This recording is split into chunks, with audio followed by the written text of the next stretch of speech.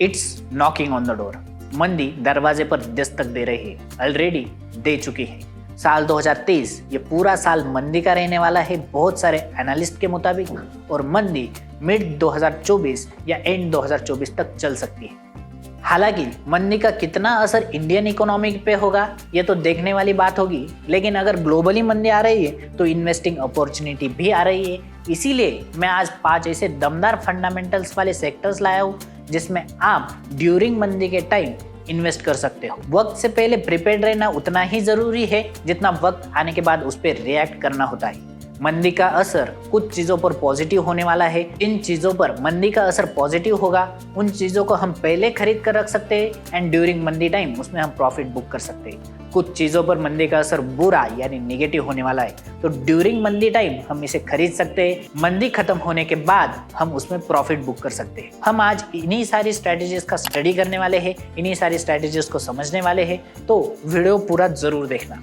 Analyst के मुताबिक recession, जिसे हम टेक्निकल टर्म में व्यापारी मंदी कहते हैं, वो ऑलरेडी आ चुकी है। चाहे सुनामी हो, चाहे भूकंप हो, या फिर कोरोना जैसी आपत्ति हो, हमें जो रोज प्रोडक्ट्स लगते हैं, हम जिन प्रोडक्ट्स को रोज यूज करते हैं, यानी जो कंज्यूमर प्रोडक्ट्स होते हैं, ये हमारी अनसेपरेबल नीड होती है, और इसीलिए कंज्यूमर प्रोडक्ट्स होते हैं रिसेशन प्रूफ। ड्यूरिंग मंदी टाइम ऑटोमोबाइल्स के दाम गिर सकते हैं, महंगी चीजों के दाम गिर सकते हैं, या फिर आपकी सैलरीज भी गिर सकती है, लेकिन कंज्यूमर प्रोडक्ट्स आपकी नीड होने वाले हैं, तो मंदी का असर कंज्यूमर प्रोडक्ट्स पे सबसे कम दिखेगा। हमने कोरोना में भी देखा था, बहुत सारे स्टॉक्स गिर रहे थे, लेकिन सबसे पहले रिकवर होने वाले स्टॉक्स एफएमसीजी स्टॉक्स ही थे, जिसमें ब्रिटानिया, बजाज कंज्यूमर और इमामी जैसे स्टॉक्स ने ऑल टाइम हाइज को भी टच किया था।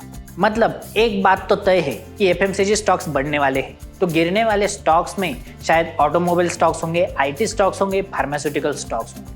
आईटी स्टॉक्स तो ऑलरेडी 50% डाउन चल रहे हैं, जैसे अमेजॉन या फिर फेसबुक जैसी कंपनीज ऑल टाइम हाई से 50% डाउन चल रही है। टेस्ला और अमेजॉन जैसी कंपनीज ने मार्केट शेयर में बहुत ही ज्यादा गिरावट देखी है। तो फिर इन्वेस्ट कहाँ करें? जिसे हम स्टॉक्स अल्टरनेटिव कहते हैं, वो गोल्ड आपकी होनी चाहिए सेकंड इन्वेस्टमेंट ड्यूरिंग मंदी टाइम। गोल्ड में प्रॉफिट के लिए आपको शायद ज्यादा देर के लिए रुकना पड़ सकता है, लेकिन डाइवर्सिफाइड इन्वेस्टमेंट की जब भी बात होती है तो स्टॉक्स और रियल एस्टेट को रिप्लेस करती है गोल्ड ओनली। गोल्ड में इन्वेस्टमेंट के पीछे एक लॉजिक भी है। अगर मंदी को बीट करना होगा तो ज्यादा से ज्यादा मनी को प्रिंट करना पड़ेगा, फाइनेंशियल सप्लाई को बढ़ाना पड़ेगा, और फाइनेंशियली स्टेबल हम जिसे कहते हैं वो सिर्फ गोल्ड है।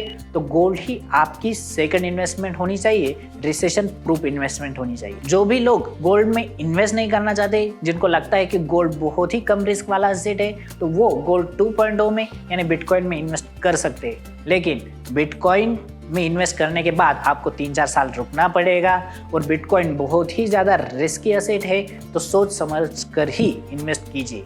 थर्ड इन्वेस्टमेंट होनी चाहिए आपकी फार्मा स्टॉक्स। फार्मा स्टॉक्स आपको खरीदने ड्यूरिंग मंदी टाइम, जब वो बॉटम में मिले।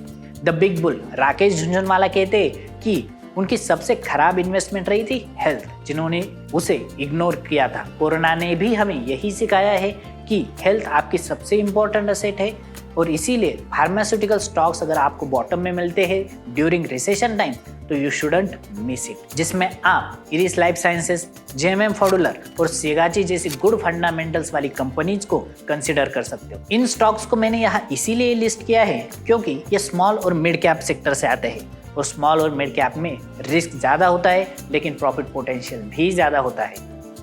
जिसमें प्रॉफिट पोटेंशियल ज़्यादा होने वाला है, रिस्क कम होने वाली है, और आपको ये बॉटम में भी मिलने वाले हैं। ऐसे स्टॉक्स रहेंगे IT stocks, metaverse, NFT, web 3.0, blockchain, artificial intelligence, robotics, machine learning, ये सब फ्यूचर टेक्नोलॉजी है, डिसरप्टिव टेक्नोलॉजी है। और अगर आपको मल्टीबैगर स्टॉक्स चाहिए तो वो आईटी ही स्टॉक्स होने वाले हैं। आपको ये स्टॉक्स अभी बॉटम में दिख रहे होंगे, लेकिन आने वाले समय में ये स्टॉक्स ही आपको अच्छे रिटर्न्स देने वाले हैं। मैं हमेशा से यूट्यूब पे गुड फंडामेंटल्स वाले स्टॉक्स बताता रहता हूँ, तो जिन्होंने चैनल को अभी तक सब्सक्राइब नहीं किया है उनके स्टॉक्स मिस हो सकते हैं, इसीलिए चैनल को सब्सक्राइब जरूर कर लेना। इन सारे स्टॉक्स को डीप में भी कैसे बाय किया जाता है, इस पे भी मैंने एक वीडियो बनाया है, जिसका लिंक मैं डिस्क्रिप्शन बॉक्स में डाल दूंगा, और आई बटन पे क्लिक करके भी आप उसे देख सकते हो।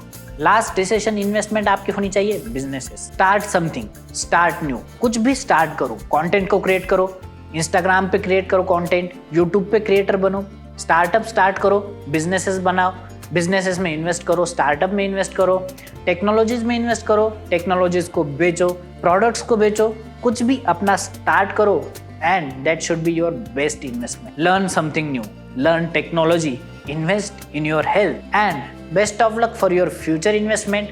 Thank you guys.